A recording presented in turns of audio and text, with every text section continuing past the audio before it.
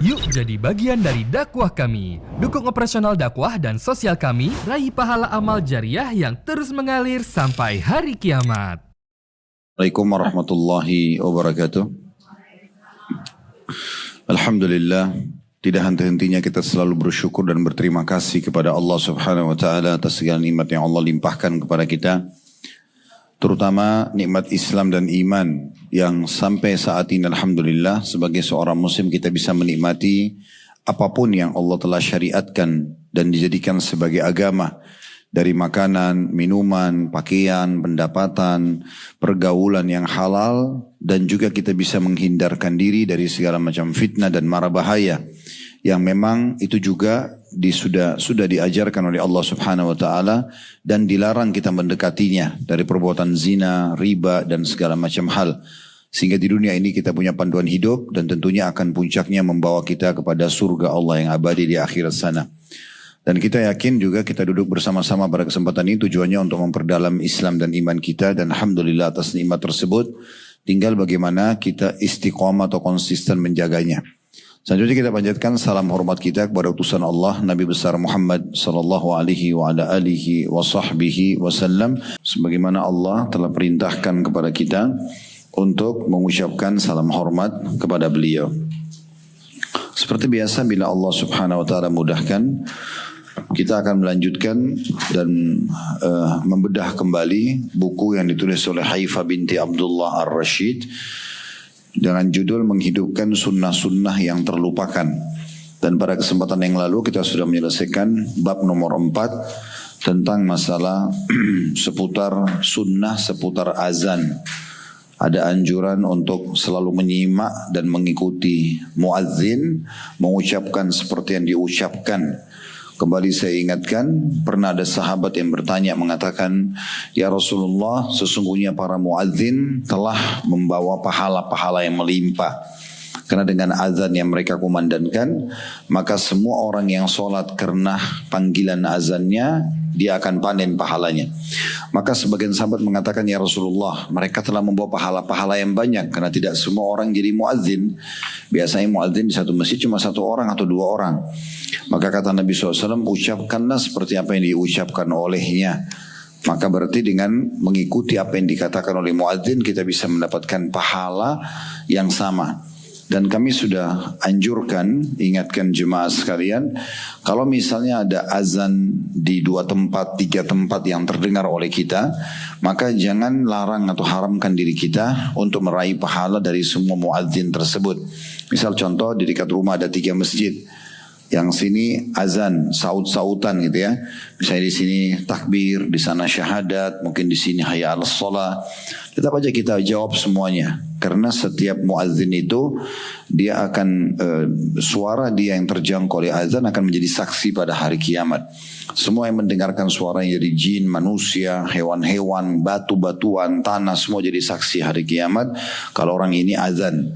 Dan semua orang yang mendengarkan azannya dan kemudian mengerjakan sholat, maka si muadzin dapat pahalanya. Nah, kita bisa meraih pahala yang sama, keutamaan yang sama hanya dengan mengulang-ulangi atau mengikuti apa yang diucapkan oleh muadzin. Jadi kalau misalnya muadzin A, B, C, muadzin A ini jangkauan suaranya mungkin 1 RT misalnya. Contoh, dia bisa menjangkau sekitar 100 sampai 200 rumah contohnya. Kita dengan mengikutinya berarti kita mendapatkan pahala kurang lebih jangkauan seperti itu. Mungkin muadzin B dia memiliki jangkauan misalnya di RT sebelahnya contohnya. Maka dengan itu berarti kita bisa menjangkau suara itu ya. Kita bisa menjangkau apa yang dijangkau oleh dia. Begitu juga yang muadzin yang ketiga, muadzin C misalnya, dia bisa menjangkau lagi sisi yang lain. Maka jangan pernah mengharamkan diri kita untuk meraih pahala-pahala mereka. Makanya saya pernah ingatkan, kalau seandainya kita sedang dengarkan azan, maka usahakan kita berhenti sejenak ya, dari semua aktivitas dan ikuti apa yang diucapkan muadzin sampai selesai. Dan jangan lupa pada saat muadzin mengucapkan syahadat, asyhadu an la ilaha illallah, asyhadu anna Muhammadar Rasulullah, maka kita mengucapkan sama, wa ana. Ditambah wa ana asyhadu an la ilaha illallah wahdahu la syarikalah wa asyhadu anna Muhammadan abduhu wa rasuluh. Karena orang yang mengucapkan seperti ini maka akan diampuni dosa-dosanya yang lalu. Tentu ada tambahannya setelah syahadat ya. Raditu billahi robba wa bil islami dina wa bi Muhammadin ya, rasulah. Kemudian selanjutnya juga di poin B sudah kita pelajari tentang membaca salawat setelah azan dan minta wasilah buat Nabi ya. Jadi kalau muadzin sudah mengatakan la ilaha illallah di akhir azannya langsung kita baca salawat. Allahumma salli ala Muhammadin wa ala ali Muhammad kama sallaita ala Ibrahim wa ala ali Ibrahim innaka Hamidum Majid wa barik ala Muhammadin wa ala ali Muhammad kama barakta ala Ibrahim wa ala ali Ibrahim innaka Hamidum Majid. Kemudian kita baca doa setelah azan. Allahumma rabba hadhi da'wati tamma was salatil qa'imah. Yang terpenting adalah ati Muhammadanil wasilah. Nah itu yang dititik beratkan karena wasilah adalah sebuah istana termewah di surga, tidak akan dimiliki kecuali untuk satu orang saja. Ini yang paling leksnya. Dan kata Nabi Muhammad SAW, aku berharap aku pemiliknya, siapa yang meminta wasilah untukku, maka dia akan mendapatkan syafaatku, pertolongan masuk ke dalam surga. Artinya orang kalau baca saja salawat setelah azan, kalau tadi mengikuti muadzin dapat pahala seperti muadzin. Kalau baca salawat dan minta wasilah setelah azan untuk Nabi SAW, maka kita mendapatkan jaminan masuk surga. Karena syafaatnya Nabi diterima oleh Allah SWT. Ya, permohonan Nabi agar kita diselamatkan itu akan diterima oleh Allah SWT, disilakan dengan syafaat. Itu sampai akhir doa azan. Setelah ati Muhammad al wasilata wal fadila wab'athu maqaman mahmudan alladhi wa'adta innaka la tukhliful mi'ad. Nah, seperti itu ini sudah kita pelajari juga. Kemudian di poin C-nya doa setelah azan ini tadi sudah kita singgung juga ya. Dan jangan lupa tadi di situ sudah di halaman 57 tadi itu ya, lafadznya kalau dengarkan muadzin ya, terutama dua kalimat syahadat kita mengatakan wa ana asyhadu an la ilaha illallah wahdahu la syarikalah wa anna Muhammadan abduhu wa rasuluh raditu billahi robba wa bi Muhammadir rasulah. Ya, jadi setelah ridho kepada Allah, Nabi Muhammad SAW Rasul, baru wabil islami dina. Tadi mungkin keliru kita membaca ya, kalau bacaan tadi itu sebenarnya zikir pagi petang. Yang raditu billahi robba wabil islami dina wa bi Muhammadin SAW, ini zikir pagi petang. Tapi kalau zikir sementara adzan kita dengarkan setelah syahadat raditu billahi robba wa bi Muhammadir rasulah wa bil islami dina. Ini sudah kita bahas panjang lebar pada pertemuan yang lalu. Sekarang kita masuk bab baru, bab kelima, sunnah seputar solat. Jadi sebenarnya kita bukan sedang membahas solatnya, tetapi buku ini fokus kepada sunnah-sunnahnya. Ya, amalan-amalan tambahan yang bisa membuat kita meraih ekstra pahala. Kalau sholat sudah kita tidak bahas, karena ini sholat pastinya ya, bagian daripada perintah agama dan sudah kita tahu ini adalah awal amal yang akan dihisab hari kiamat yang sholat wajibnya dan kita harus mendahulukan menyempurnakan sholat wajib baru sholat sunnah. Ya. Jangan sampai misalnya Bapak Ibu sekalian sholat tahajud iya tapi subuhnya kebablasan, gitu ya. Ini seperti orang dapat ikan teri tapi ikan pausnya lepas gitu ya. Baik, di antara sunnah seputar sholat yang harus diperhatikan adalah poin A-nya membuat sutra. Ya, membuat sutra. Sutra itu adalah sesuatu yang diletakkan di depan musolli, orang yang sholat, yang memisahkan antara dia dengan orang yang lula lalang. Ya, bisa tas, bisa ranjang, bisa lemari, bisa dinding, bisa jemaah lain yang sedang duduk. Intinya ada sesuatu yang kita letakkan di depan kita dan tidak boleh kita membiarkan Bapak Ibu sekalian ada orang yang memotong antara kita sama sutra kita itu. Misal contoh antara saya dengan sutra saya misalnya jaraknya 1,5 meter misalnya. Contoh dari jarak kaki sampai ke tempat sujud. Di depan tempat sujud kita letakkan sutra itu. Biasanya di beberapa masjid sudah ada diletakkan kayu-kayu gitu ya contohnya. Nah itu usahakan tidak ada yang memotong antara kita dengan sutra kita. Kalau di depan sutra dia lewat tidak masalah. Ini ada hukum tersendiri tentu yang harus diperhatikan ya. Nanti kita akan bacakan hadisnya disebutkan di halaman 60 yang akan kita bacakan. Saya bacakan dulu yang dikatakan oleh penulis di sini sebagai peringatan bahwasanya segala sesuatu yang disyariatkan itu mencakup hal-hal yang wajib dan sunnah. Ini poin penting ya.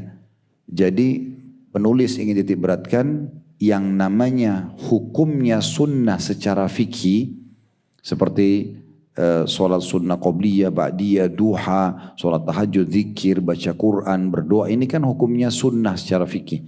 Artinya ibu dan bapak sekalian kalau kerjakan dapat pahala, ditinggalkan tidak berdosa.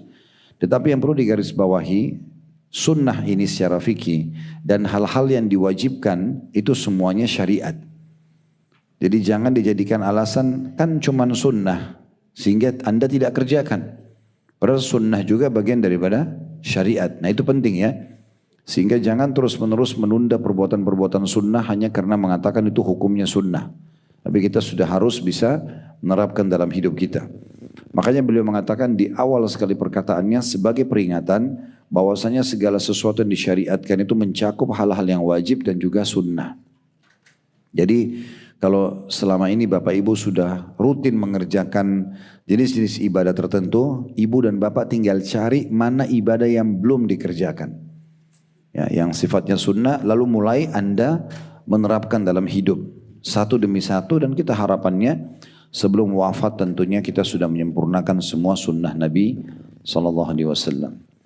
Lalu penulis mengatakan oleh karena itu saya tidak menyebutkan pembahasan dan perbedaan para ulama mengenai apakah sesuatu itu wajib atau sunnah muakkadah, sunnah yang sangat ditekankan maksudnya ya. Namun hanya menyebutkan dalil-dalil pensyariatannya. Sebab inilah yang disepakati oleh para ulama. Karena itu pula hendaklah setiap muslim dan muslimah berantusias ya, mengamalkan sunnah yang dilalaikan oleh kebanyakan orang, bahkan oleh orang-orang yang dikenal sebagai ulama ataupun dai sekalipun. Jadi karena dianggap sunnah, banyak orang yang faham pun secara teori mereka juga meninggalkannya. Karena alasannya kan cuma sunnah, gitu kan? Melalaikan zikir habis sholat, melalaikan sholat qobliyah dan ba'diyah, melalaikan doa antara azan dan iqamah, melalaikan zikir bagi petang misalnya. Ini semua melalaikan ada bacaan hizib Al-Quran atau bacaan tertentu setiap hari yang dibaca. Semua yang dilalaikan. Ya, sementara itu adalah bagian daripada perintah Nabi SAW atau bagian daripada syariat. Ada beberapa hadis dan athar. Athar itu sama dengan riwayat ya terjemahannya. Jadi kalau mau ditulis di bukunya ada di situ athar ya. Digaris miringkan oleh penerbit. Ada beberapa hadis dan athar. Athar itu mirip juga, riwayat-riwayat maksudnya. Yang sahih menyebutkan disyariatkannya membuat sutra pada saat hendak sholat. Di antaranya adalah hadis Ibnu Umar radhiyallahu anhuma. Tadi sudah kita jelaskan sutra sesuatu yang Bapak Ibu taruh di depan kita, di depan tempat sujud pasnya. Ya. Hadis pertama yang menganjurkan kita punya sutra adalah hadis Ibnu Umar radhiyallahu anhu bahwa Rasulullah sallallahu alaihi wasallam bersabda, "Idza kana ahadukum yusalli fala yada' ahadan yamurru baina yadayhi fa in aba falyuqatilhu fa inna ma'ahu al-qarin." Apabila di antara kalian sedang mengerjakan, apabila di antara kalian sedang mengerjakan solat atau seseorang sedang mengerjakan solat, maka janganlah membiarkan seseorang melintas di hadapannya, tanda kurung atau di sini dalam kurung tanpa dicegah. Kita harus melarang dia memotong antara kita dengan sutra kita. Jika orang itu tetap memaksa untuk melintas, maka lawanlah dia. Karena dia berusaha, kalau dia bersama dengan korin atau syaitan dan jin pendampingnya. Ya, ini hadis menyebutkan tentang masalah sutra dan ada footnote nomor 62 di bawah. Hadis ini tentunya diriwayatkan oleh Imam Bukhari dan juga Muslim. Ya. Kemudian selanjutnya, atau di sini mungkin kita jelaskan dulu hadis ini baru kita pindah ke hadis kedua, hadis Musa bin Talha.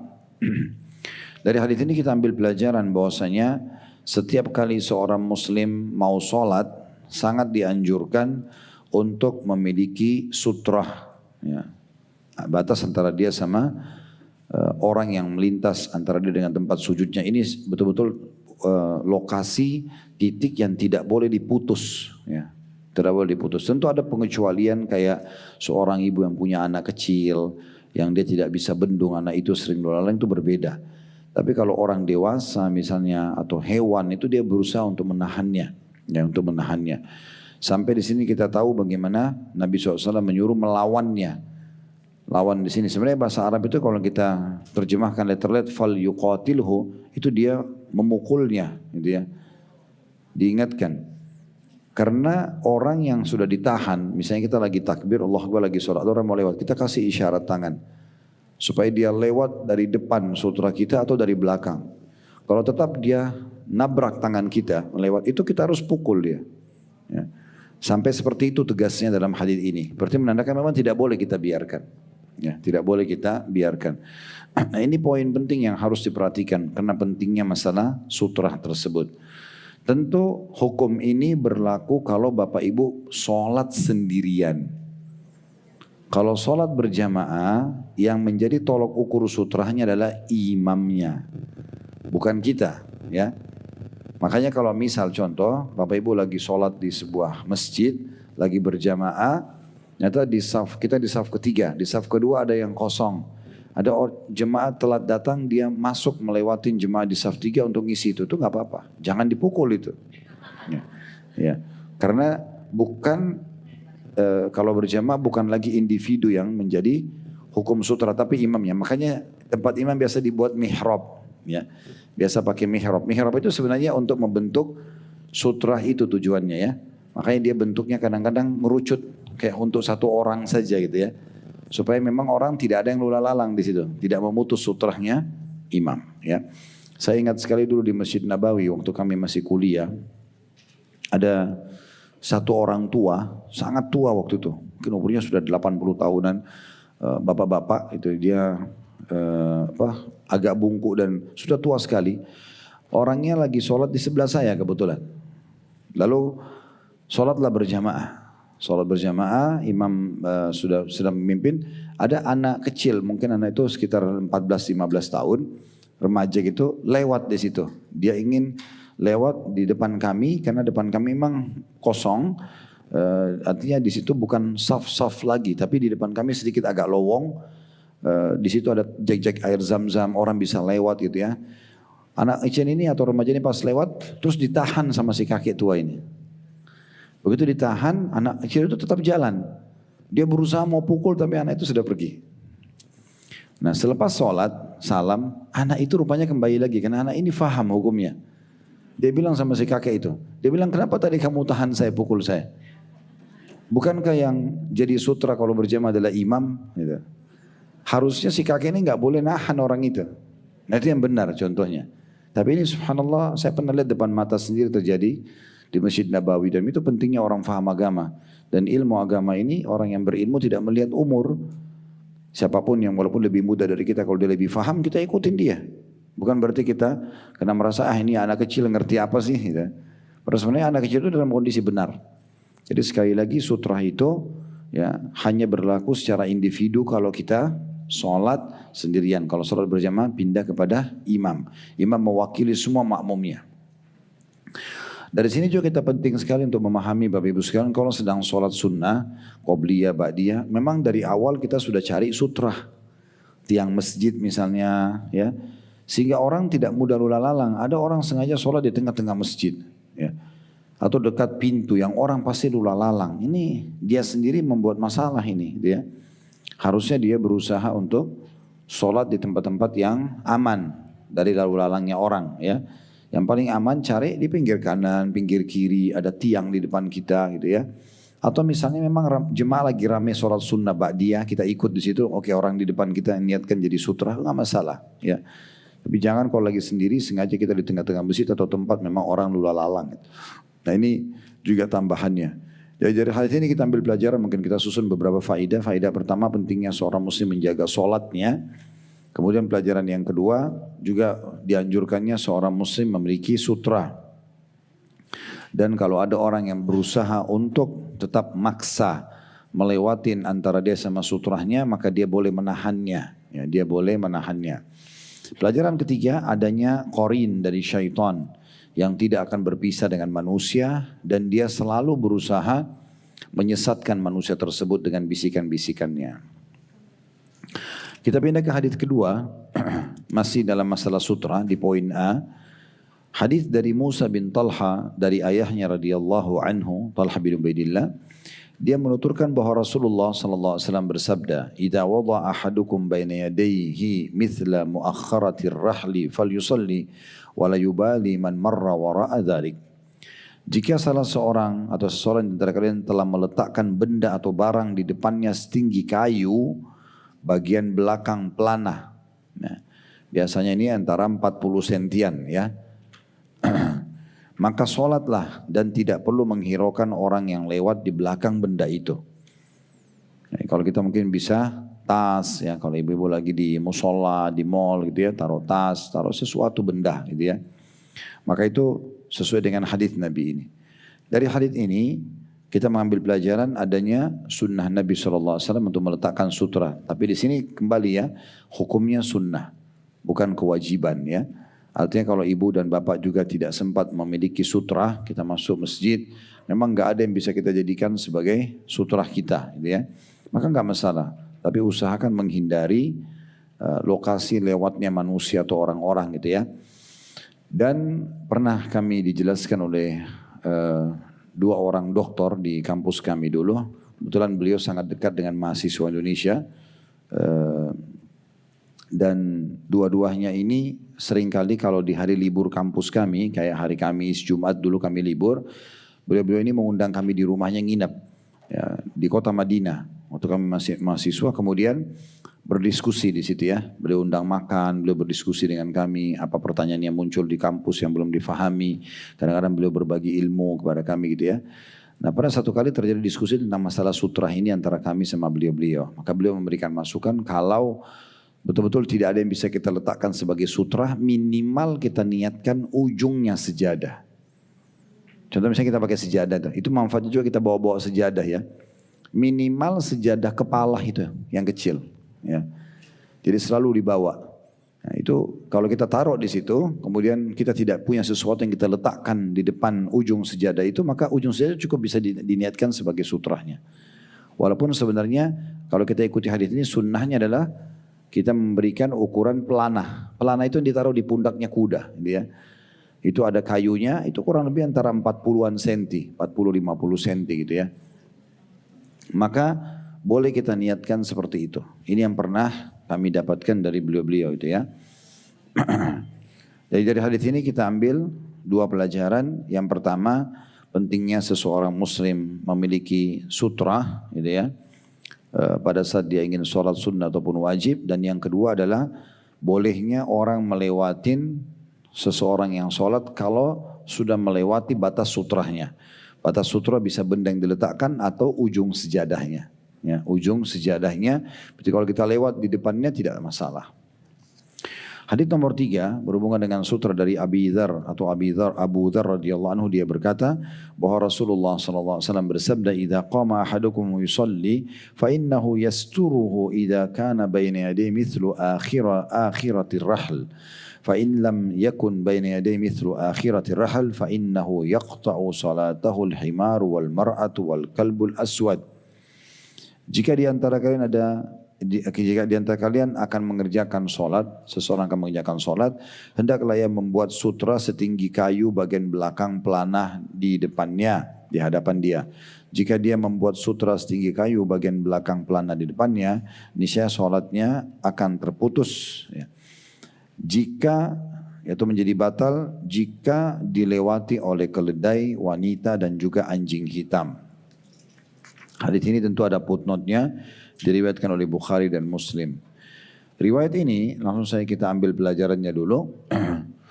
Yang pertama adalah adanya anjuran untuk tetap meletakkan sutra. Dan ukuran idealnya adalah seperti tingginya pelana. Tadi saya bilang 40-50 cm kurang lebih. Kemudian yang kedua, ya, adanya anjuran agar berhati-hati dari orang yang memutus, ya, yang memutus saf, yang memutus sutra maksud saya, antara kita sama sutra. Kalau misalnya kita lagi sholat, lalu kemudian ada orang lewat, lalu kita tahan dia, ya, tapi dia tetap ngotot lewat. Kalau itu yang lewat laki-laki, maka sholat kita tetap sah. Ya. Tetapi kalau dari 3 jenis ini, 3 yang disebutkan oleh Nabi, yang lewat itu bisa batal sholat kita. Di sini disebutkan 3 itu adalah keledai, hewan keledai. Ya. Kemudian yang kedua wanita, dan yang ketiga anjing yang berwarna hitam. Ibu jangan tersinggung, bukan disamakan sama keledai. Ya. Tetapi di sini maksudnya penyebutan Nabi SAW tentang ada hukum agama Allah yang bisa membatalkan sholat kalau kita diputus oleh mereka di antara kita dengan sutra kita. Ya. Tentu ada pendapat ulama ini tidak berlaku di Masjidil Haram. Ya, karena memang kondisi dan keadaannya, gitu ya. Karena tidak memungkinkan, gitu ya. Di Masjidil Haram ada pendapat yang mengatakan begitu. Di masjid-masjid yang sangat ramai, Masjid Nabawi misalnya ya. Dan Masjid Nabawi masih bisa kita amankan, tapi di Masjid Haram ini, apalagi di tempat-tempat tawaf, gitu ya, dekat dengan tempat tawaf itu sedikit agak padat. Tapi begitu, walaupun begitu ada pendapat ulama sebagian di antara mereka, tetap kita lebih berhati-hati. Ya, carilah tempat sholat yang bisa Anda terlindung dari lulalangnya orang, gitu ya. Jadi pelajaran pertama tadi sudah kita sebutkan. Pelajaran keduanya bahwasanya kalau seseorang sedang sholat, maka dia berusaha menahan manusia ataupun hewan kalau akan memutus antara dia dengan tempat sujudnya. Lewat dari tempat sujud gak ada masalah. Ada sutra atau tidak ada sutranya secara fisik ya. Tadi kalau tidak ada sama sekali sudah saya katakan ada pendapat yang menjelaskan walaupun ujung tempat sujudnya atau ujung sejadahnya.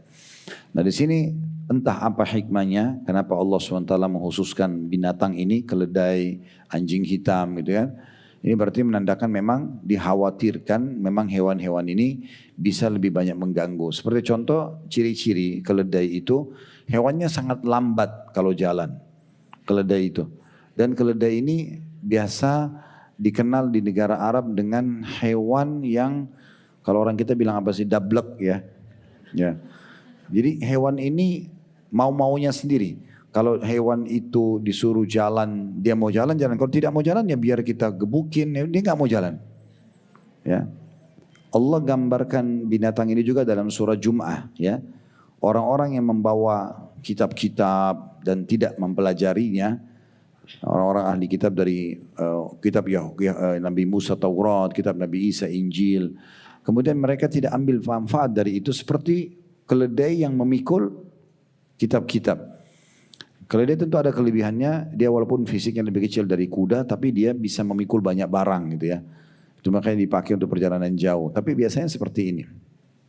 Dia hewan yang susah untuk diatur ya.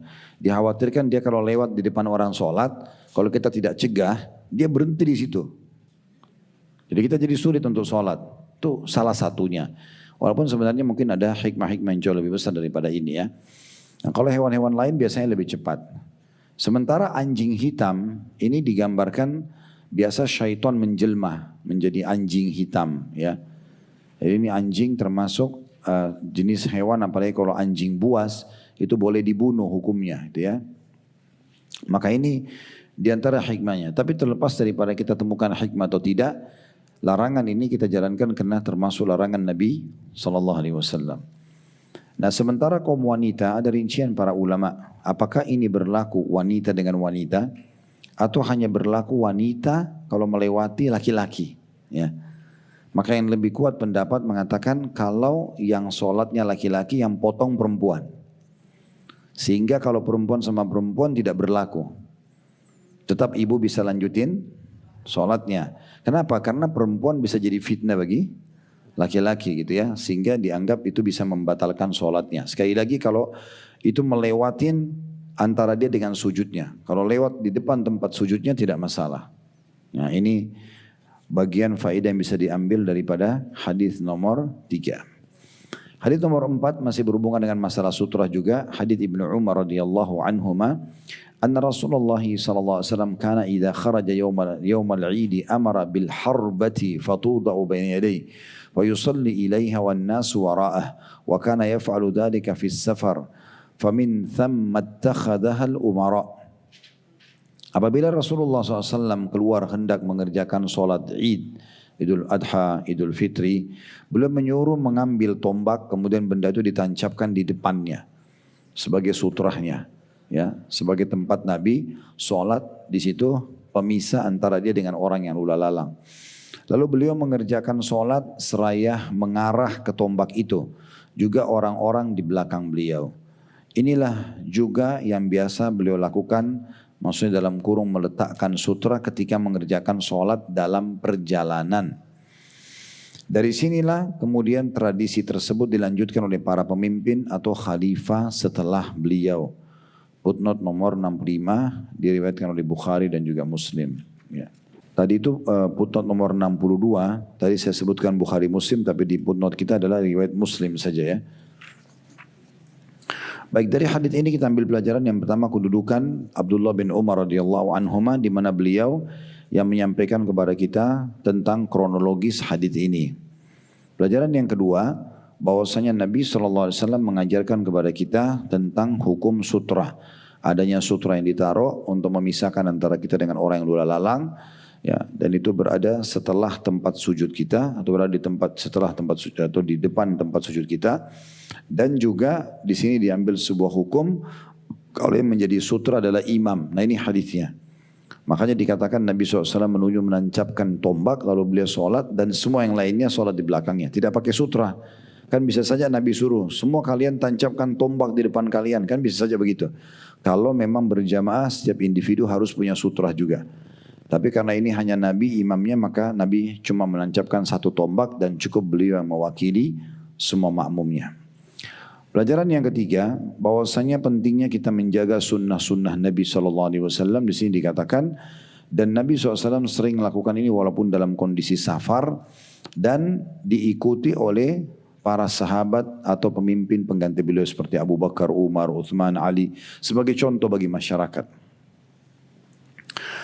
Al-Hafidh Ibnu Hajar berkata, Al-Hafidh ini istilah diberikan untuk para ulama yang memang hafalannya banyak, ya, ilmunya luas, terpercaya, dikatakan julukannya Al-Hafidh, ya. Biasanya kita kenalnya hafidh itu berarti penghafal Quran saja ya. Tapi sebenarnya kalau dalam para ulama-ulama kita dulu itu jauh lebih luas daripada itu. Bukan cuma hafal Quran tapi hafal hadis, ilmunya luas, dia mengamalkan, dia menjadi contoh bagi masyarakat, diistilahkan dengan Al-Hafidh. Ibnu Hajar nama seorang ulama. Al-Hafidh Ibnu Hajar menyebutkan dalam Fathul Bari.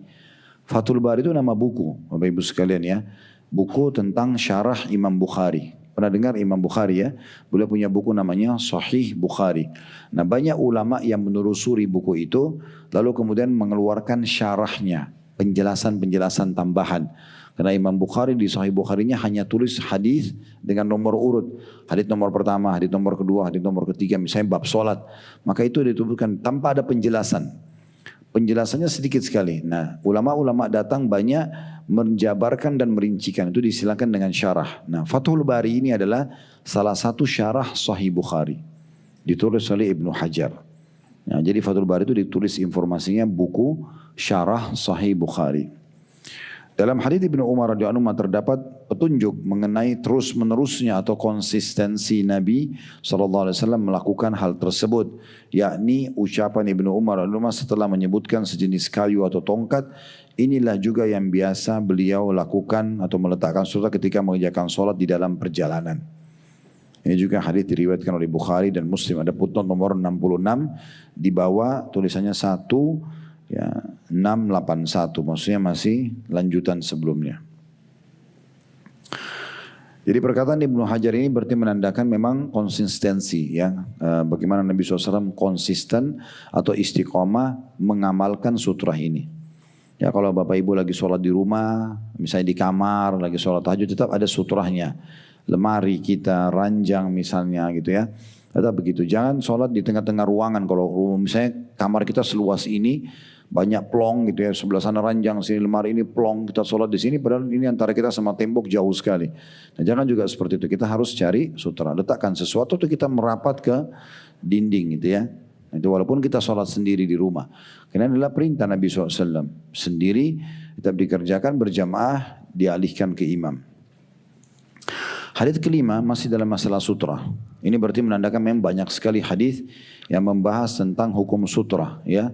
Dan memang kesempatan sekarang ini kita membahas masalah sutra saja ya. Ini panjang bahasannya ini. Kalau masih ada waktu nanti baru kita pindah ke poin B, masalah sholat dengan bersendal, bersepatu dan sejenisnya kalau suci. Itu nanti ada bahasan sendiri dan dalil-dalilnya dan bagaimana rinciannya tentang masalah penggunaan sandal dan sepatu lagi sholat itu ya. Baik, kita masuk Bapak Ibu sekalian di hadits nomor 5. mohon maaf saya singgung bapak-bapak karena memang walaupun yang hadir ibu-ibu kita juga ada online gitu ya. Maka semua disapa insyaallah. Hadis nomor 5 dari Abu Sa'id radhiyallahu anhu, dia pernah mendengar Rasulullah sallallahu alaihi wasallam bersabda, "Idza kana ahadukum yusalli ila syai'in yasturuhu minan nas, fa arada ahadun an yajtaza baina yaday, falyadfa fi nahri, fa in aba falyuqatilhu fa innama huwa syaitan."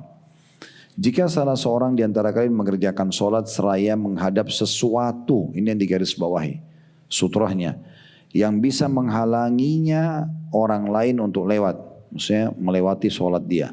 Kemudian ada seseorang yang hendak melanggarnya, dalam kurung lewat di depannya, maka cegahlah semampunya.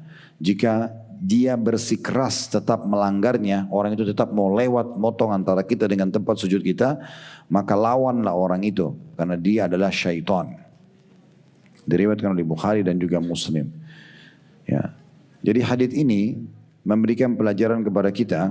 Yang pertama, pentingnya seseorang meletakkan sutra. Sekali lagi kita sedang bahas masalah sutra. Ya, ini sudah hadits yang nomor 5 itu ya.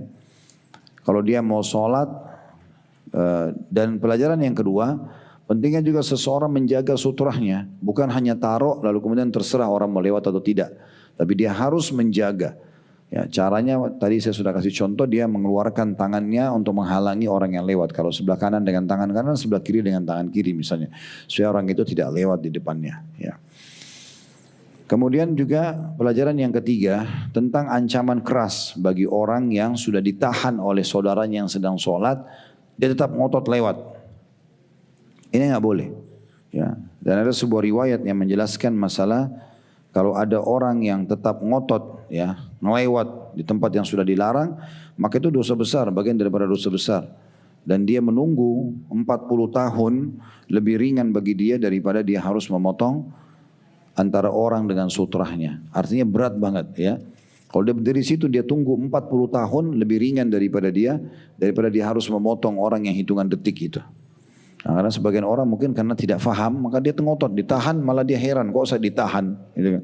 Malah tetap ngotot dia memotong sholatnya orang. Padahal sebenarnya dia sedang mengganggu antara seseorang yang sedang munajat atau berbicara dengan Allah Subhanahu Wa Taala, berkomunikasi dengan Tuhannya, ya, antara dia hamba tersebut dengan Allah Subhanahu Wa Taala. Karena hakikat sholat adalah komunikasi antara kita sama Allah, ya. Kalau anda masih ingat ada hadis Nabi SAW tentang membaca Al-Fatihah dalam sholat. Kata Nabi SAW, kalau kalian sedang membaca Alhamdulillahi Rabbil Alamin, segala puji dan puja kehadirat Allah, maka Allah langsung merespon hamadani abdi, hambaku memujiku. Jadi kita sebenarnya sedang komunikasi itu ya. Ar-Rahmanir Rahim, Allah menjawab, Allah yang maha pengasih maha penyayang, Allah mengatakan athna alayya abdi, hambaku memuja-mujaku gitu ya. Kemudian Malik Yaumiddin, raja penguasa hari kebangkitan hari kiamat, Allah mengatakan majadani abdi, hambaku meletakkanku pada posisi yang sebenarnya. Bahwasanya memang Allah itu raja penguasa di dunia dan di akhirat gitu ya. Iyyaka na'budu wa iyyaka nasta'in, hanya kepadamu kami menyembah, hanya kepadamu kami minta tolong. Allah menjawab hadzali wa li abdi, ini milikku dan milik hambaku. Maksudnya iyyaka na'budu, hanya kepadamu kami menyembah, ini miliknya Allah. Sesembahan hanya kita boleh serahkan kepada Allah ya, kita sembah Allah saja, tidak boleh ada Tuhan lain, tidak boleh menyekutukannya. Wa iyyaka nasta'in, hanya kepadamu kami minta tolong, kata Allah ini milik hambaku. Kita boleh minta tolong kepada Allah Subhanahu wa taala. Ihdinas siratal mustaqim sampai akhir. Ihdinas siratal mustaqim, tunjukkanlah kami jalan yang lurus, siratal ladzina an'amta alaihim, jalan orang-orang yang telah Engkau berikan nikmat, maksudnya para nabi-nabi dan pengikutnya yang konsisten. Ghairil maghdubi alaihim, bukan orang-orang yang kau murkai, kata Ibnu Abbas adalah orang-orang Yahudi, waladhdallin, dan bukan orang sesat, kata Ibnu Abbas adalah orang-orang Nasrani. Karena Yahudi dimurkai Allah, mereka disebabnya dimurkai Allah karena mereka tahu kebenaran tapi mereka tidak mau mengikutinya. Sementara Nasrani diistilahkan dengan sesat karena mereka mau menyampaikan agama Allah tapi mereka keliru. Mereka keluar-keluarkan di sana sini kalau Allah punya anak, padahal sebenarnya Allah tidak punya anak, gitu kan. Maka kita mengatakan setelahnya amin. Nah ini kalau kita baca ihdinas siratal mustaqim sampai waladhdallin, Allah mengatakan hadza li abdi wa li abdi ma sa'al. Ini milik hambaku dan hambaku akan dapat apa yang mereka minta gitu ya. Jadi komunikasi. Sama juga kalau pernah dengar hadis kalau orang mau mengeluarkan ingusnya, riaknya, kalau dia lagi sakit, lagi sholat, kita lagi flu berat, maka boleh Bapak Ibu bawa sapu tangan, tisu ya. Jadi selalu dibersihkan dengan tisu tersebut. Nah, Nabi SAW ingatkan, kalau kalian harus membuang riak itu, maka buanglah ke sebelah kiri kalian. Jadi kita menghadap kiri ya, karena di hadapan kalian ada Allah, di sebelah kanan kalian ada malaikat. Ya, sebenarnya sholat itu orang sedang komunikasi dengan Allah secara langsung. Makanya kita tidak boleh membiarkan orang memotong di situ ya. Karena itu pasti memecahkan konsentrasi. Nah ini diantara sebab kenapa harus ada sutrah itu. Baik, dari hadis ini ya, kita di hadis yang ke-6 ya. Bisa kita ambil pelajaran ya. Maaf, kita hadis ke-5 ya. Kita masih ke-5, belum masuk ke-6. Di hadis kelima ini kita ambil kembali faedahnya. Faedah yang pertama adalah pentingnya orang memiliki sutra. Yang pertama, yang kedua, seseorang harus menghalangi orang yang akan memotong antara dia dengan sutranya. Dan yang ketiga, bahwasanya orang yang tetap ngotot untuk memotong sutra orang, ya maka ini harus bertakwa kepada Allah SWT. Dia harus berhenti, tidak boleh dia ngotot. Kalau dia ngotot berarti dia dianggap syaitan. Ya. Bisa hadis ini semakna dengan hadis yang pertama tadi kita pelajari, maksudnya dia sedang dikuasai oleh qarinnya, pendampingnya dari syaitan menggoda orang yang sedang sholat. Ya, karena kadang-kadang syaitan ini selain membisikkan sesuatu supaya kita lalai dalam sholat, kayak ingat makanan, ingat janjian, ingat pertengkaran, ingat bisnis, itu bisa dibisikkan syaitan. Kalau kita tetap konsentrasi baca, syaitan kan kehabisan cara, maka dia menggunakan yang di sekitar kita. Anak mengganggu, telepon bunyi, ya. Tadi ini orang lewat digoda sama dia supaya motong sutra kita, nah begitu. Makanya orang kalau sholat mau khusyuk, memang dia sudah harus amankan semua di sekitarnya. TV dimatikan, ya, bukan cuma dihilangin suaranya, supaya gambarnya pun tidak ada. Karena kadang-kadang kita sholat itu bisa saja kita nengok ke sana. Dan kata Nabi SAW, orang yang dalam sholat menengok itu adalah curian syaitan dalam sholatnya, bisa mengurangi pahalanya gitu ya. Makanya dia tutup semua itu. Dia berada di sudut ibu misalnya dan bapak lagi sholat malam. Berada di satu sudut kamar yang aman sekali. Tidak ada hal-hal yang bisa menggoda sholat kita gitu ya. Kemudian selanjutnya hadits nomor 6 dari Sahal bin Sa'ad radhiyallahu anhu, dia berkata, "Kana baina musalla Rasulillah sallallahu alaihi wasallam wa bainal jidari mamarru syat." Nah, ini sekarang bicara tentang masalah jarak antara kepala kita dengan sutrah itu. Usahakan jangan letakkan langsung. Misalnya kita sujud di sini, jangan sutranya nempel. Berikan dia jarak ukuran lewatnya seekor kambing.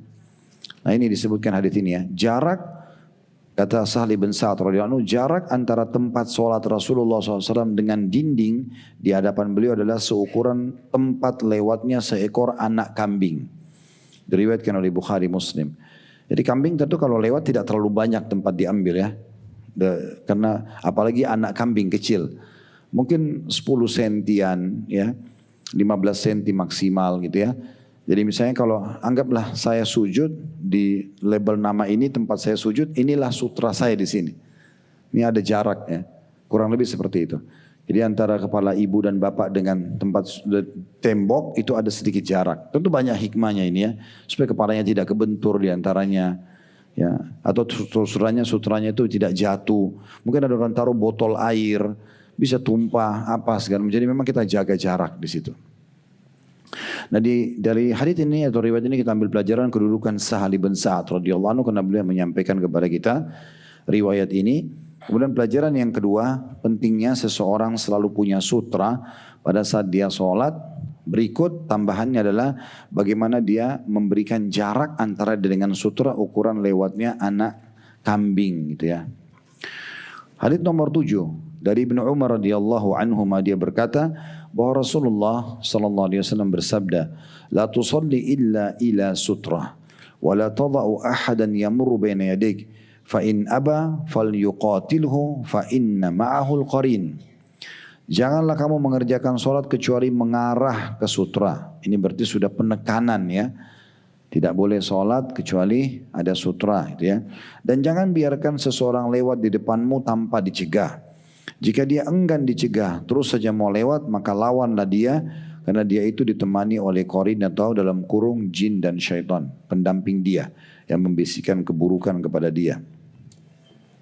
Hadis ini memberikan pelajaran kepada kita tentang pertama penekanan tentang pentingnya sutra, diulang-ulangi lagi. Karena memang di poin A yang sedang kita bahas berhubungan dengan sunnah-sunnah salat adalah pengadaan sutra itu sendiri. Kemudian pelajaran yang kedua, tidak boleh kita biarkan orang memutus antara kita dengan sutra tersebut. Dan pelajaran yang ketiga, bisanya qarin itu menggoda dan menguasai seseorang agar terjerumus dalam pelanggaran-pelanggaran agama, termasuk menggoda orang lain. Al-Albani ini nama orang ya, julukan. Namanya Nasiruddin Al-Albani, seorang ulama hadis. Al-Albani karena beliau dari negara Albania, dia. Tapi waktu akhir-akhir hidupnya beliau sudah nutut ilmu, beliau mendapatkan warga negara Saudi dan akhirnya pindah ke Jordania. Ya. Dan beliau terkenal ulama hadis di masa kita sekarang, rahimahullah. Beliau menyebutkan dalam kitab Sifatus Salah. Ada buku beliau, judulnya Sifatus Salatun Nabi Sallallahu Alaihi Wasallam. Maksudnya ya sifat-sifat solatnya Nabi atau panduan lengkap tentang solatnya Nabi. Ini sudah banyak diterjemahkan dalam bahasa Indonesia. Tanda kutip beliau mengatakan hadis tersebut diriwayatkan oleh Ibnu Khuzaimah dengan sanad jayyid. Jayyid maksudnya bisa diterima, ya, bisa diterima dan diamalkan. Hadis ke-8 ini hadis yang terakhir yang diangkat oleh penulis berhubungan dengan masalah sunnahnya sutra. Ya, sebenarnya satu hadisnya sudah cukup ya, apalagi kalau ada 8 riwayat. Berarti makin tidak ada alasan kita meninggalkan sunnah ini ya. Dan sekali lagi kita sudah ingatkan tujuan kita bedah buku ini untuk mengingatkan kita sunnah-sunnah yang banyak ditinggalkan. Kita pernah bahas sunnah tentang siwak ya, sunnah tentang wudu, sekarang kita masuk sunnah tentang sholat. Ini semua agar jangan kita terhilangkan atau terharamkan dari pahala yang bisa kita dapatkan sebenarnya hanya dengan mengamalkannya. Hadis nomor 8 dari Sahal bin Abu Hathma, bahwa dia memarfukan radhiyallahu anhu, dia memarfukan atau dia menyampaikan. Memarfukan itu maksudnya sampai ke Nabi. Ditulis saja keterangan-keterangan itu ya di bukunya. Jangan lewat begitu saja, sayang gitu ya. Kalau jadi Bapak Ibu mendengarkan hadis ini marfu maksudnya sampai ke Nabi. Langsung ya. Dikatakan bahwasanya dia memarfukan kepada Nabi SAW, "Idza shalla ahadukum ila sutra falyadnu minha la yaqta'is syaitanu alaihi salata." Jika salah dan kalian mengerjakan solat ke arah sutra, maka hendaklah dia mendekati sutrahnya agar syaitan tidak memutus solatnya. Hadis ini diriwayatkan oleh Abu Daud. Dari hadis ini kita ambil pelajaran bahwasanya pentingnya seseorang solat memiliki sutra. Ini pelajaran pertama. Pelajaran yang kedua, tidak boleh kita berjarak jauh dari sutra. Contoh misalnya tripod kamera ini saya jadikan sutra saya solat di sini.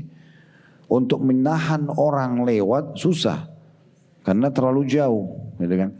Tidak juga terlalu mepet tadi hadis sebelumnya sehingga kepalanya kebentur di sutra, gitu kan.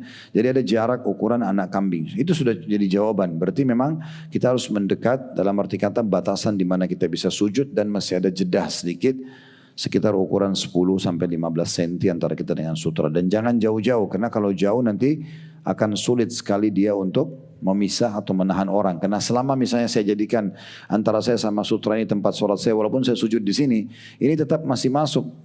Karena saya niatkan tripod itu sutra saya. Berarti semua ini nggak boleh dilewatin orang. Kan gitu. Oleh karena itu kita merapat gitu ya. Ada sebuah riwayat yang pernah kami temukan berhubungan dengan masalah sutra ini.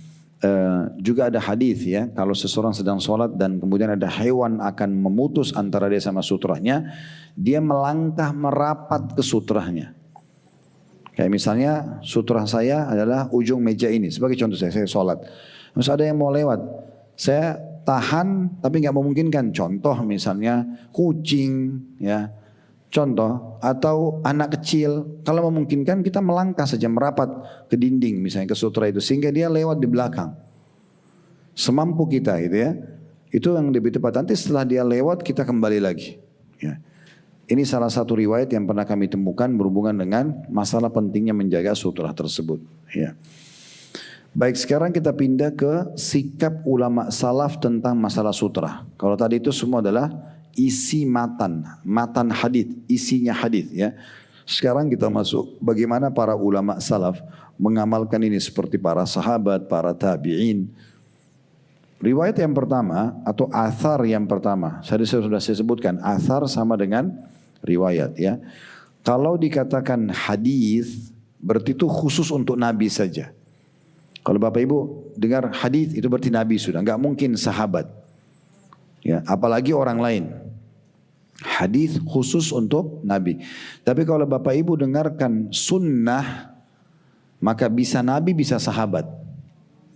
Karena Nabi SAW mengatakan apa? Alaikum bisunnati wa sunnatul khulafa rasyidin mahdiyyin min ba'di. Berpegang pada sunnahku dan sunnah khulafa rasyidin. Jadi perbuatan-perbuatan sahabat juga dikenal dengan sunnah, tapi dia dikenal dengan hadis. Gitu ya. Nah, kalau lebih umum bisa dari Nabi, bisa dari sahabat, bisa dari tabi'in, dikenal dengan athar. Athar itu lebih luas lagi, tapi riwayat juga, gitu ya. Nah, athar Ibnu Umar, sahabat Nabi, namanya dia Abdullah, diringkas Ibnu Umar. Abdullah bin Umar radhiyallahu anhu, beliau mengatakan, "Idza shalla ahadukum falyusalli ila sutra wal yadnu minha kay la yamurru syaitanu amama." Apabila salah seorang kalian hendak solat, maka solatlah dalam kurung dengan mengarah ke sutra dan mendekatlah darinya, agar syaitan tidak melintas di depannya. Athar ini diriwayatkan oleh Ibnu Abi Syaibah, ini salah satu penyusun buku hadis, namanya Ibnu Abi Syaibah, ini nama orangnya, di dalam Al-Musannaf. Musannaf itu nama buku beliau. Dengan sanad yang sahih. Berarti bukan hanya dari perkataan Nabi, tapi juga ada dari perkataan para sahabat menyebutkan tentang masalah ini. Kemudian dari Nafi'. Nafi' ini adalah nama orang, ini mantan budaknya Abdullah bin Umar. Ya. Makanya setelahnya Bapak Ibu kalau baca ada tulisan Maula.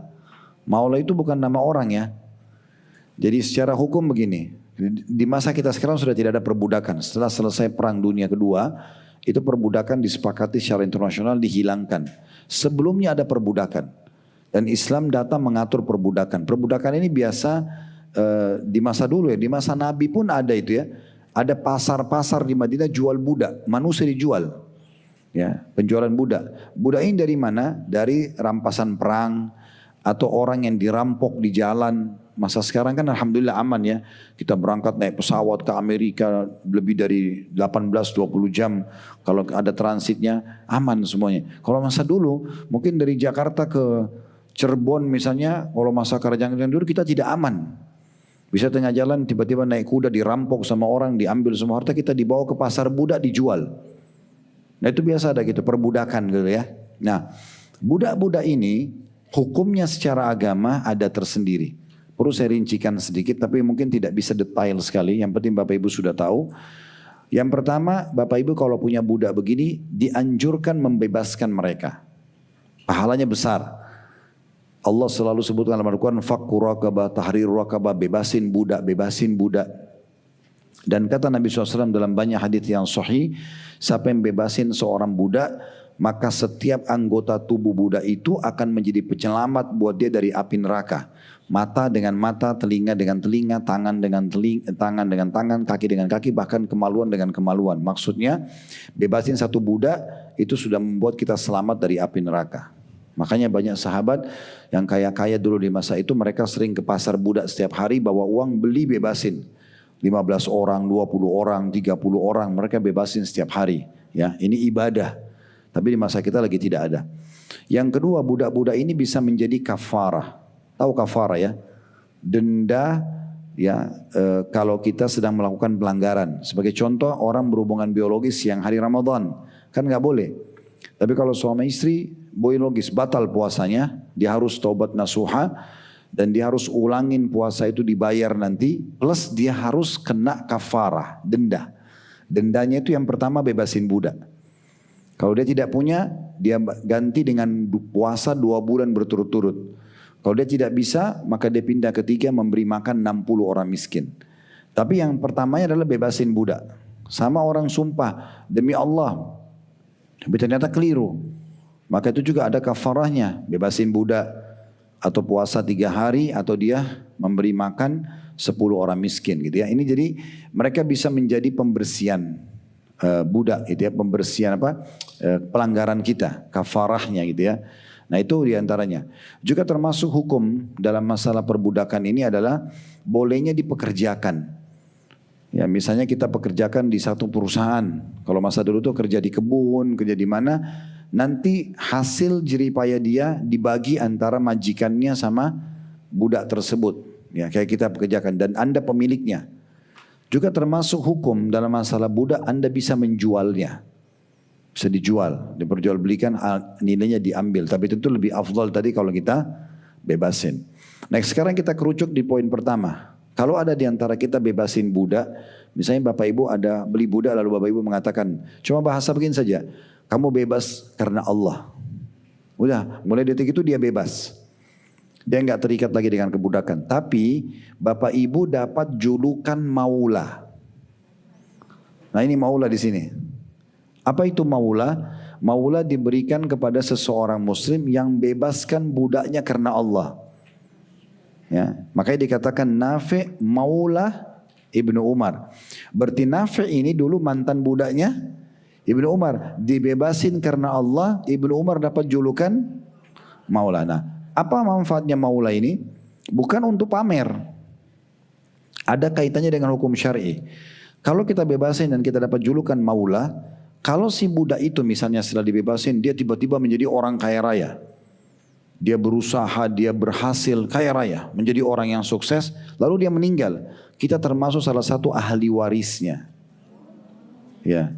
Jadi ini orang yang mendapatkan warisan tapi bukan dari ahli waris. Itu adalah majikan yang membebaskan budaknya karena Allah, bukan karena terpaksa gitu ya. Nah itu istilah maula. Ini panjang lebar kita jelaskan supaya jangan kata ini lewat begitu saja ya, dan Bapak Ibu tidak faham gitu ya. Jadi Nafi' ini dulu bekas budaknya Abdullah bin Umar, beliau bebasin karena Allah, maka Ibnu Umar dapat julukan maula. Dan ini luar biasanya, Abdullah bin Umar memang punya satu tradisi luar biasa. Beliau suka setiap punya uang beli budak. Lalu budak-budak ini diajarin agama sama beliau. Diajarin sholat, diajarin hadis, diajarin Quran sampai menjadi ulama. Nafi' ini ulamanya muslimin. Ulamanya tabi'in. Kalau dalam ilmu hadis, Bapak Ibu sekalian pernah dengar sanad enggak? Sanad itu adalah orang-orang yang tersusun rapi menyampaikan satu sama yang lain tentang sebuah riwayat. Misal meriwayatkan dari B, B dari C, C dari sahabat Nabi dari Nabi SAW. Ini namanya sanad hadis. Ya. Sanad emas, sanad yang paling sahih di kalangan para ulama hadis adalah Imam Malik, Imam Madhab ya. Karena ada 4 imam madhab, salah satunya Imam Malik, pemilik kitab Muwatta. Kalau Imam Malik meriwayatkan dari Nafi', Nafi' dari Ibnu Umar, ini dianggap sanad emas, pasti sahih. Ya saking terpercayanya si Nafi' ini. Ya, dan terpercayanya Imam Malik sampai dianggap ini adalah sanad emas. Nah seperti itulah. Jadi Nafi' ini termasuk orang yang budak yang berhasil dididik. Dari sini perlu pelajaran penting Bapak Ibu sekalian ya. Tolong diperhatikan baik-baik. Bagi Anda yang Allah sudah mudahkan, ada yang menjadi driver Anda, ada yang menjadi asisten rumah tangga Anda, staff Anda, ini diajar agama. Jangan sekian tahun bekerja asisten rumah tangga, mukena aja nggak pernah dikasih, sejadah nggak dikasih, nggak pernah didengarin ceramah, nggak pernah diajarin Quran atau apa saja. Siapin di kamarnya sejadah, mukena yang bagus, siapin buku zikir pagi petang, putarin dia ceramah. Kalau ada rezeki belikan TV kecil tapi bukan untuk nonton sinetron. Putarin di situ YouTube, dia dengar ceramah di waktu-waktu dia senggang gitu ya. Supaya dia sekian tahun kerja sama kita dapat manfaat. Mereka belajar gitu ya. Sayang sekali masuk keluar di rumah kita, sholat aja enggak, tutup aurat aja enggak. Padahal itu amanah kita juga ya. Pernah ada sahabat bertanya begini, ya Rasulullah saya punya dirham. Saya punya dirham uang nih. Siapa yang saya berikan duluan? Buat siapa saya keluarkan? Nabi bilang buat dirimu. Pakai kebutuhan dulu, silahkan. Beli makanan, minuman, pakaian yang kau butuhkan penuhi.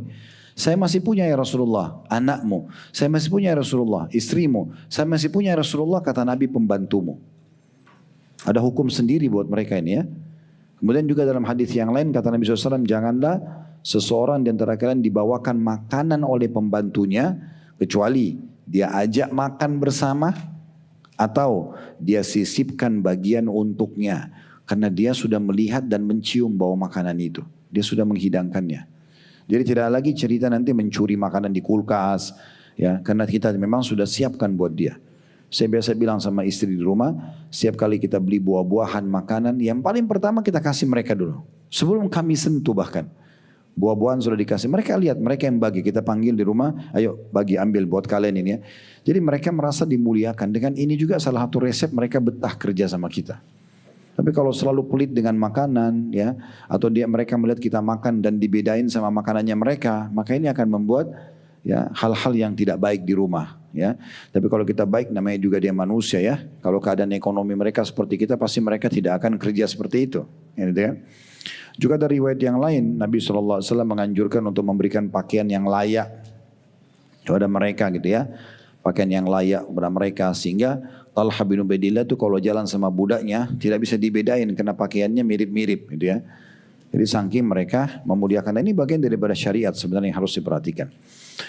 Baik, saya bilang tadi saya kasih sebagian. Kalau kita bahas panjang lebar ini hukumnya ada bab khusus. Bab tentang masalah perbudakan dalam Islam. Ini sudah kami bedah di kitab Minhajul Muslim. Panjang lebar berhubungan dengan hukum-hukum mereka. Termasuk tentang masalah mereka kalau budak ini kalau belum bebas. Mereka kalau melanggar hukum agama mereka punya setengah hukuman orang bebas. Itu ada hukum sendiri lagi ya. Kayak misalnya orang berzina kalau bebas itu dicambuk 100 derah gitu ya. Kalau mereka 50 derah. Beda hukumnya gitu ya, dan seterusnya. Ada cukup banyak hukum. Jadi yang penting Bapak Ibu sudah paham siapa Nafi' dan maula itu istilah digunakan untuk apa. Jelas ya? Alhamdulillah. Saya sudah sampaikan. Jadi tidak ada tuntutan buat saya hari kiamat. Baik. Nafi' maula Ibnu Umar berkata, jadi ini riwayat sebenarnya tentang Nafi'nya. Nafi' yang bercerita ya. Dia bukan bicara menukil perkataan Ibnu Umar, tapi dia cerita tentang apa yang dia pernah lihat dari Ibnu Umar. Ya, karena Ibnu Umar radhiyallahu anhuma, idza lam yajid sabilan ila sariyatin min sawaril masjid, qala li wallini dhahrak. Apabila Ibnu Umar radhiyallahu anhuma tidak menemukan tiang masjid untuk dijadikan sutra, dia berkata kepadaku. Abdullah bin Umar berkata kepada Nafi' yang merupakan mantan budaknya dia gitu kan. Balikkanlah punggungmu untukku, maksudnya untuk dijadikan sutra. Dia suruh berdiri depannya, baru dia sholat. Selesai sholat baru Nafi' pergi. Jadi berarti kita bisa menjadikan orang sebagai sutra kita gitu kan. Baik, athar ini diriwayatkan oleh Ibnu Abi Syaibah. Ibnu Abi Syaibah nama orang, dalam musannafnya, tadi sudah kita jelaskan musannaf nama bukunya Ibnu Abi Syaibah dengan sanad yang sahih. Athar selanjutnya nomor 2, athar Qurra bin Iyas. Ketika bersama dengan Umar bin Khattab radhiyallahu anhu, Qurra bin Iyas nama seorang tabi'in yang masyhur rahimahullah, beliau mencerita tentang keadaan beliau pada saat bertemu dengan Umar bin Khattab radhiyallahu anhu. Umar masyhur. Dari Qurra bin Iyas rahimahullah dia berkata, ra'ani Umar wa ana usalli baina ustuwanataini fa akhadha bi kafai fa adnani ila sutra fa qala salli ilaiha. Umar melihatku tengah solat di antara dua tiang masjid. Jadi ada tiang sini. Rupanya si Qurra ini sholat tengah-tengahnya. Dia bukan di belakang tiang satu atau tiang dua ya. Ada orang begitu, ini tiang dia sholat tengah-tengah. Tidak ada sutrahnya. Umar lihat Qurra lakukan itu. Qurra mengatakan, Umar melihatku tengah sholat di antara dua tiang masjid. Kemudian dia memegang pundakku ya, lalu mendekatkanku ke salah satu tiang masjid itu sambil berkata, sholatlah ke arah tiang ini. Hadits ini diriwayatkan oleh Bukhari secara muallaq. Tolong ditulis lagi itu.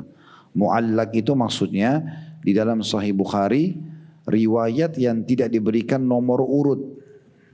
Jadi kalau Imam Bukhari hanya menambahkan sebuah riwayat tapi tidak ada nomor urutnya, diistilahkan dengan muallaq. Dengan redaksi kalimat aktif, maksudnya ini tentu bisa diterima, sedangkan Ibnu Abi Syaibah memausulkannya, gitu kan, atau memang menukil juga riwayat ini. Baik, dari riwayat ini kita bisa ambil pelajaran bahwasanya pentingnya seseorang tentunya ya Tadi juga sebelumnya itu kita belum ambil pelajarannya dari riwayat Nafi' ya. Pelajaran pertama tadi adanya ya maula, istilah maula dalam Islam dan sudah kita jelaskan. Kemudian yang kedua pentingnya seseorang selalu memiliki sutra, dan kalau dia memiliki teman atau asisten yang memang dia tidak temukan sutra, tiang, pohon, batu, maka dia bisa minta tolong untuk menjadi sutra dia sementara kalau dia sholat. Kalau riwayat Qurrah ini kita ambil pelajaran yang pertama, tentu tambahan juga dari Nafi' ya, bahwasanya ada juga keutamaan Nafi' karena beliau menukil riwayat ini pada kita. Sementara riwayat nomor 2 atau athar nomor 2 riwayat Qurrah, yang pertama keutamaan Qurrah bin Iyas rahimahullah karena beliau menukil tentang kisah ini. Ya. Kemudian pelajaran yang kedua, pentingnya seseorang mengingatkan muslim yang lain kalau sedang melakukan pelanggaran ya, atau ingin agar muslim tersebut menerapkan sebuah hukum. Kemudian pelajaran yang di sini Umar mengingatkan Qurrah. Kemudian pelajaran yang ketiga, bolehnya orang yang sedang sholat diluruskan safnya atau kekeliruannya. Di sini Qurrah waktu itu dia sedang sholat. Umar memegang pundaknya lalu memindahkannya. Berarti Qurrah kan melangkah, ya. Itu tidak masalah. Melangkah seperti ini ke tempat sutra dibolehkan. Sebagai contoh misalnya kita lagi sholat Allahu Akbar misal. Lagi sholat sunnah ba'diyah duhur lah. Di depan kita ada orang duduk. Kita jadikan dia sebagai sutra. Pas rakaat kedua kita berdiri, orang itu berdiri. Dia ada hajatnya. Sekarang ada jarak antara kita dengan dinding misalnya. Kita boleh melangkah di rakaat kedua merapat ke dinding itu. Langkah ini dibolehkan, tidak membatalkan sholat. Ya, karena kita mendekat ke arah sutra. Ya, seperti itu ya, supaya tidak terlalu jarak. Kayak contoh misalnya dari tripod ini. Kalau saya jadikan ada orang sutra saya di kabel itu misalnya, maka saya sholat. Orang itu pindah, saya merapat ke depan. Nah, seperti itu contohnya. Nah ini pelajaran juga bisa diambil dari riwayatnya Al-Qurrah. Al-Hafidh Ibnu Hajar, sudah kita jelaskan makna Al-Hafidh tadi. Istilah bagi para ulama yang betul-betul menguasai Al-Quran, hadis, mengamalkan ilmu banyak ilmunya, mengajarkan umat. Ibnu Hajar nama seseorang ulama menyebutkan dalam Fathul Bari. Fathul Bari tadi apa? Syarah Sahih Bukhari. Syarah Sahih Bukhari. Jangan cuma ditulis ini. Ya, harus ditahu ya. Umar radhiyallahu anhu berkeinginan agar Qurrah bin Iyas mengerjakan sholat menghadap sutra. Jadi sebenarnya sutra itu kan sunnah ya. Nah di sini Umar bin Khattab ingin Qurrah mengerjakan sunnah itu. Padahal sebenarnya Qurrah walaupun tidak pindah tetap sah sholatnya. Karena kita sekali lagi membahas sunnah-sunnah sholat. Artinya sutra itu hukumnya sunnah. Gitu ya. Athar yang ketiga, dan ini athar yang terakhir ya. Kita tutup dengan ini tentunya. Dan kedepannya kita akan lanjutkan poin B nanti ya. Sunnah tentang sholat dengan bersendal, bersepatu dan sejenisnya yang suci itu nanti kita bahas pertemuan akan datang insyaAllah. Athar yang ketiga, athar Ibnu Mas'ud. Ibnu Mas'ud radhiyallahu anhu nama sahabat ya. Ini julukan atau dipotong biasa nama beliau atau panggilan beliau Ibnu Mas'ud, namanya Abdullah bin Mas'ud. Mirip tadi Ibnu Umar, namanya Abdullah bin Umar. Seperti juga ada ya Ibnu Abbas, dia namanya Abdullah bin Abbas. Memang ini sudah masyhur dari mereka nama-nama itu. Ibnu Mas'ud mengatakan radhiyallahu anhu, arba'un minal jafa, fadzakara minha an yusalli ar-rajulu ila ghairi sutra. 4 hal termasuk tidak beradab ya atau kekakuan. Dia menyebutkan di antaranya salah satu dari 4 itu seseorang yang melaksanakan sholat tanpa menghadap sutra. Walaupun di sini tidak disebutkan 3 hal yang lainnya karena memang diambil saksi bahasannya. Nah dari athar Ibnu Mas'ud ini kita ambil pelajaran. Yang pertama kedudukan Abdullah bin Mas'ud sendiri radhiyallahu anhu karena beliau menyampaikan kepada kita riwayat ini. Kemudian pelajaran yang kedua pentingnya seseorang untuk menghindari sifat kekakuan dan kurang beradab. Semua yang membawa kita menilai orang menilai buruk tidak baik kita jauhi. Tutur kata yang kasar, tatapan mata yang tajam, tangan yang suka melayang dan segala macam lah. Atau penampilan yang menohok sehingga membuat orang menilai negatif. Ini semua harus kita jauhi. Tidak boleh seorang muslim membiarkan penilaian negatif terjadi pada dirinya. Dia berusaha untuk menghindari apapun yang memang membuat citranya jadi rusak atau apa saja. Kecuali kalau dia difitnah, itu lain. Fitnah sudah dia bersabar, Allah punya cara nanti menyelamatkannya. Tapi kalau dia sengaja menjadi penyebabnya, itu nggak boleh. Nah, itu tidak dibolehkan. Pelajaran ketiga pentingnya sutrah bagi orang yang sholat. Karena kalau tidak ini termasuk orang yang kurang beradab menurut Abdullah bin Mas'ud radhiyallahu anhu. Di lembaran terakhir yang kita akan baca insyaAllah halaman 66. Hadis ini diriwayatkan oleh Ibnu Abi Syaibah. Ini dari nama orang dalam musannafnya. Sama nama buku tadi dengan sanad yang sahih. Kesimpulannya kata penulis. Athar-athar tersebut menunjukkan perintah untuk membuat sutra ketika hendak mengerjakan sholat. Sebagaimana dikatakan oleh Al-Allama As-Safaraini. Jadi Al-Allama maksudnya alim ya. As-Safarini ini adalah nama orang. Dalam kitab Thulathiyati Imam Ahmad. Ya. Ini juga nama syarah Thulathiyati Imam Ahmad. Ketahuilah bahwasanya ini nama buku ya. Ketahuilah bahwasanya solat menghadap sutra itu sunnah menurut kesepakatan ulama. Imam Ibnu Khuzaimah juga nama ulama. Imam ini juga mirip dengan Al-Hafidh tadi ya. Orang-orang yang punya ilmu yang luas dipanggil imam, al-hafidh, ya itu semua sama. Al-allama. Beliau mengatakan rahimahullah Ibnu Khuzaimah, riwayat-riwayat ini semuanya sahih sesuai dengan perintah Nabi SAW agar seseorang membuat sutra dalam solatnya.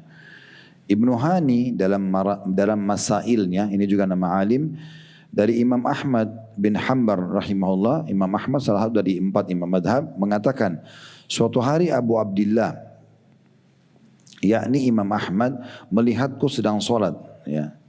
Maksudnya di sini Ibnu Hani menceritakan Imam Ahmad melihatnya sedang solat. Tanpa ada sutra di depanku. Tak kala itu aku bersamanya tengah berada dalam masjid jami'. Masjid jami' disilakan masjid yang ada solat Jumatnya. Ya. Kemudian dia berkata kepadaku, gunakanlah sesuatu sebagai sutra. Lantas aku menjadikan orang yang berada di depanku sebagai sutra.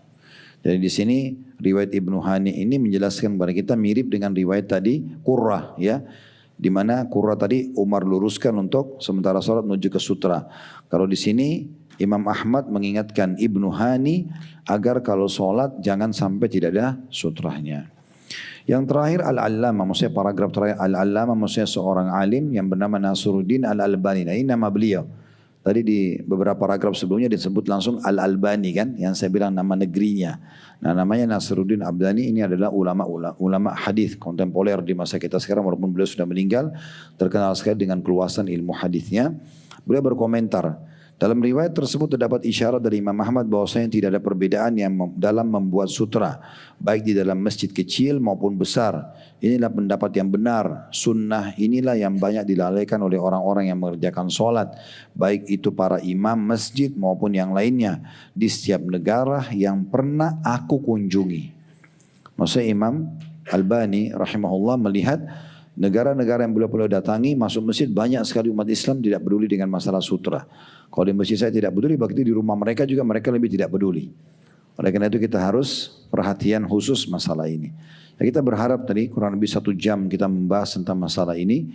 Itu harusnya dijadikan sebagai ilmu yang bermanfaat ya, untuk kita amalkan dalam kehidupan kita. Allahu a'lam. Ada benar dari Allah silakan diamalkan dan diterima. Kalau ada salah dari saya dimaafkan dan saya istighfar kepada Allah Subhanahu wa taala. Subhanakallahumma bihamdika asyhadu an la ilaha illa anta astaghfiruka wa atubu ilaik. Wassalamualaikum warahmatullahi wabarakatuh.